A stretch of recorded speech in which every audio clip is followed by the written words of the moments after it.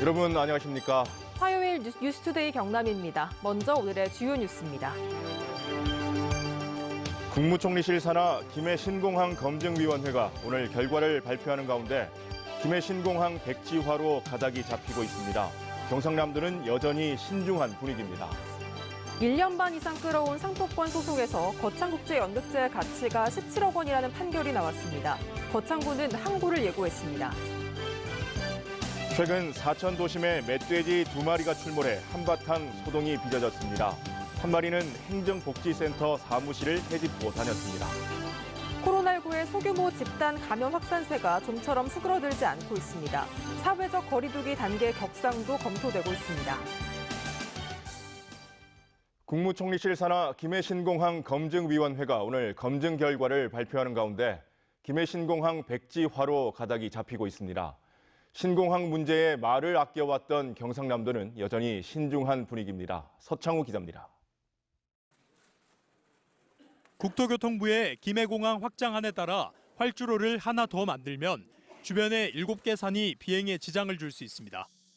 국토교통부는 산을 그대로 둔 채 김해 신공항을 건설하겠다고 버텼고 국무총리실 산하 김해 신공항 검증위원회가 법제처에 이에 대한 유권 해석을 의뢰했습니다. 법제처는 산을 그대로 두려면 부산시와 협의해야 한다고 판단했습니다. 장애물 제거 없이 안전하다 이렇게 주장했던 국토부 주장이 거짓이라는 게 밝혀진 거고, 그러면 이제 더는 안전하지 않는 공항 못하는 것이죠.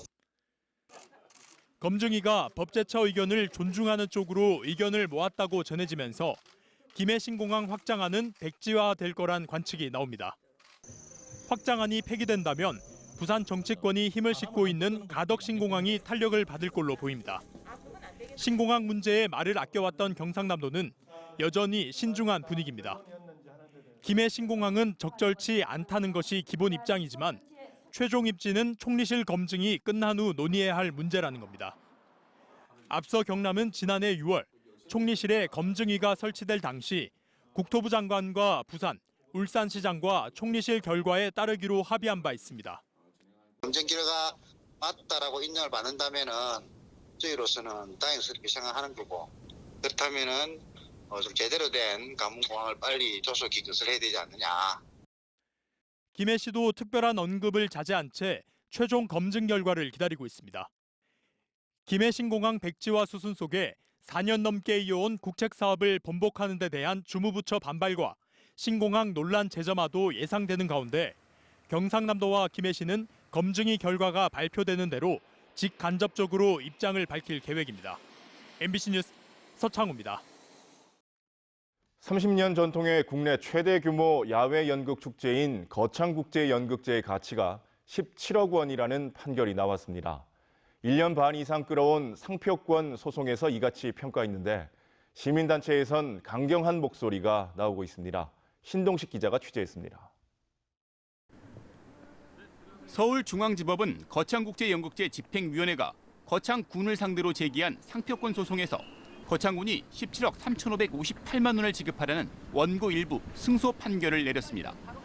재판부는 집행위가 지난 30년간 연극제를 열어 역사와 전통을 이룬 기여와 함께 거창군과 맺은 상표권 이전 계약을 토대로 이같이 선고했습니다. 어느 정도는 중간 그 지점에서 부분이 1년 7개월 동안 끌었거든요. 그렇게 해서 집행위 쪽으로 손을 들어준 것 같아요. 한때 문체부 유망축제로 이름을 날린 거창국제연극제는 군과 연극제 측이 갈등을 빚으며 지난 2017년 이후론 열리지 않고 있습니다. 거창군과 집행위는 연극제 정상화 방안으로 상표권 매입 계약을 맺었지만 양측의 감정평가 금액 차이가 커 합의점을 찾지 못했습니다. 당초 거창군은 11억 261만 원을, 집행위는 26억 3,705만 원을 제시했고 집행위는 양측의 산술 평균 금액인 18억 7천만 원을 달라는 소송을 제기했습니다. 이에 법원은 올 초 11억 261만 원의 화해 권고 결정을 내렸지만 양측 모두 받아들이지 않고 정식 재판까지 간 끝에 17억 원이 나온 겁니다. 유보 기간이 좀 있기 때문에 14일 이내에 항고하든지 이래 아닙니까? 그래서 다양하게 의회라든지 이런 데 입장을 들어보고 우리가 대응을 하려고 하고 준비를 하고 있거든요. 거창 지역 시민단체들은 연극제 상표권을 사고 파는 것은 이치에 맞지 않고 법원의 판결 금액도 납득하기 어렵다고 밝히고 있습니다. MBC 뉴스 신동식입니다. 지난 일요일인 그제 사천 도심에 멧돼지 2마리가 출몰해 한바탕 소동이 빚어졌습니다. 한 마리는 화물차에 치여 죽고 한 마리는 행정복지센터 사무실에까지 들어왔는데요. 다행히 인명피해는 없었습니다. 이준석 기자입니다. 사천시 사천읍 행정복지센터. 갑자기 나타난 멧돼지 한 마리가 문을 밀치고 들어옵니다. 잠금 장치가 돼 있는 문인데도 워낙 저 끝에서부터 자기 속도를 주체 못하고 달려오다 보니까 그 개폐 장치가 이제 부서지고 들어오게 된 거죠. 사무실을 왔다 갔다 하던 멧돼지가 출구를 찾기 위해 잠긴 자동문을 주둥이로 들이받습니다. 얼마나 세게 받았는지 이빨까지 깨졌고 사무실 바닥엔 곳곳이 핏자국입니다. 이 멧돼지는 2, 3분가량 사무실을 좌충우돌하다 들어왔던 곳으로 달아났습니다. 또 다른 멧돼지는 사천읍의 8차로 간선도로를 건너다 마주오던 화물차에 치여 적사했습니다. 2마리의 멧돼지 소동에도 다행히 인명피해는 없었습니다. 지난달에는 세종 시내에, 지난 8일엔 대전 주택가에 나타나는 등 최근 멧돼지 도심 출몰이 잦아지고 있습니다. 지난해 경남의 멧돼지 출몰 건수 327건 가운데 43%인 141건이 10월과 11월, 12월에 집중됐습니다. 멧돼지를 만나게 되면은 고함을 지르든지 해서 멧돼지의 그 주의를 끄는 행동을 하지 마시고 멧돼지를 주시를 하면서 뒷걸음을 쳐서 소방당국과 지자체는 멧돼지가 겨울나기를 앞두고 먹이를 찾아 도심까지 출몰하고 있다며 포획과 방역 활동을 한층 강화하기로 했습니다. MBC 뉴스 이준석입니다.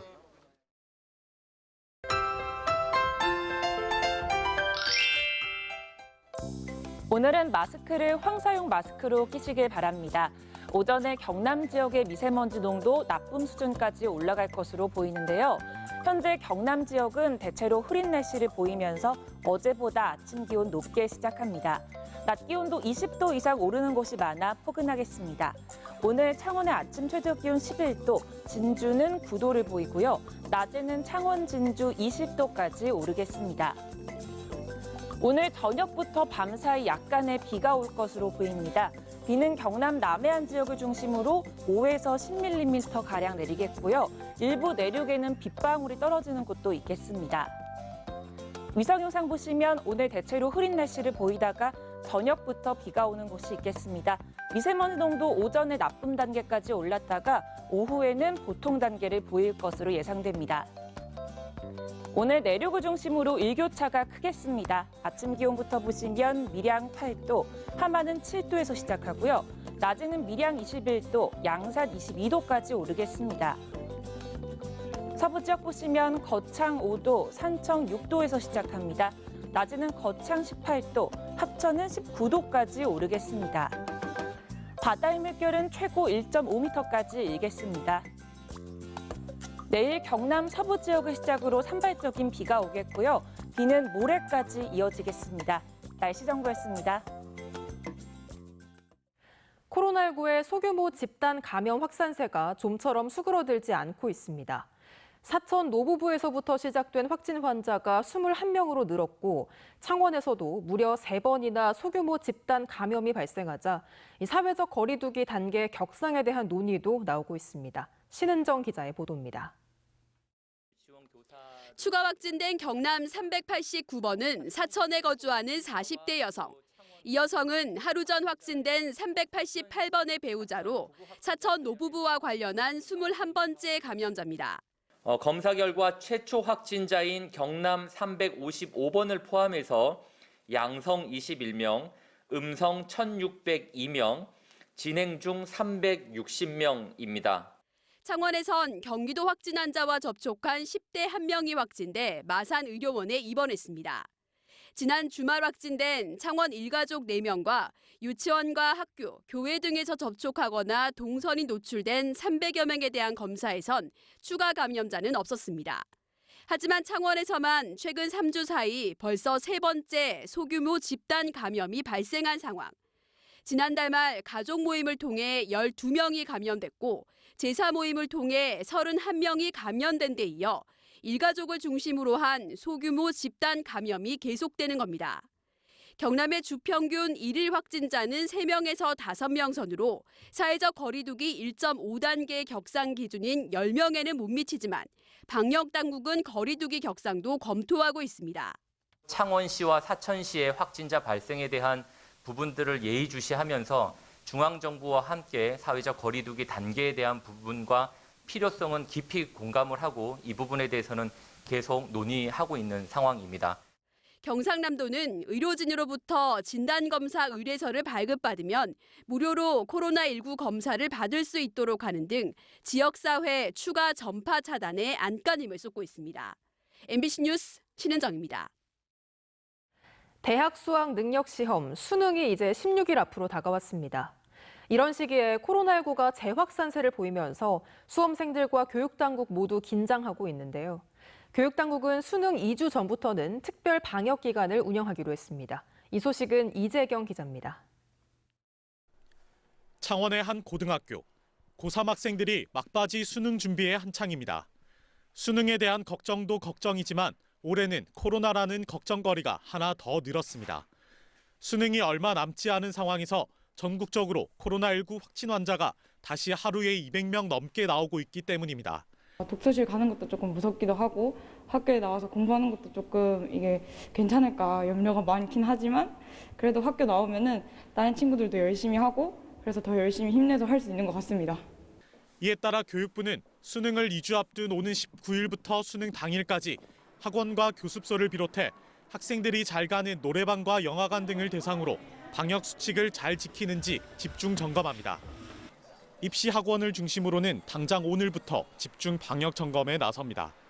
또 정규 학교 교육 과정이 원격 수업으로 전환되는 이달 26일부터는 학원과 교습소에 대면 수업 자제를 권고했습니다. 수능 특별 방역 기간에 학원 내 접촉으로 확진자가 발생하면 학원 이름을 교육부 홈페이지에 공개하기로 했습니다. 수험생 가운데 자가격리자나 확진자에 대한 대책도 마련했습니다.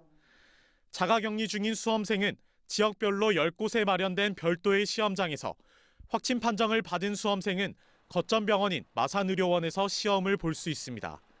고열이거나 기침이 계속되는 수험생일 경우에는 본인의 동의하에 별도 시험실로 옮겨서 응시토록 준비하고 있습니다. 경남교육청은 도내 2만 9천여 명의 수험생이 안전한 환경에서 수능을 치를 수 있도록 도민 모두가 방역에 동참해달라고 당부했습니다. MBC 뉴스 이재경입니다.